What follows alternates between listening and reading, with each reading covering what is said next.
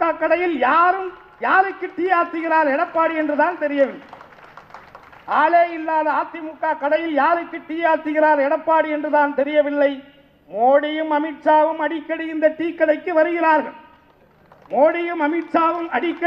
கடைக்கு வருகிறார்கள். மொத்தமாக கடையை மூடப் போகிறார்கள். இனி அனைத்திந்திய அண்ணா திராவிட முன்னேற்ற கழகம் அனைத்திந்திய பாஜக முன்னேற்ற கழகமாக முழுமையாக மாறிவிடும். முன்னாள் முதலமைச்சர் எடப்பாடி தேர்தல் முடிந்த மறுநாளில் வட்டச் செயலாளர் வண்டுமுருகனாகி விடுவார் என்பதிலே மாற்று கருத்து இல்லை. ஆமை புகுந்த வீடு அழியும் என்பார்கள். பாஜக புகுந்த கட்சி என்னவாகிவிடும் என்பதை எண்ணி பாருங்கள். இந்தியாவில் நடந்து கொண்டிருப்பதையும் உற்று பாருங்கள். தயவு செய்து நான் சொல்லுவதை இனியாவது கேளுங்கள். ஐயா எடப்பாடியாரே, தாய் கழகம் திமுகவுக்கே வந்து விடுங்கள். தேர்தல் வேலையாவது எளிதாகிவிடும். அண்ணா திராவிட முன்னேற்ற கழகம்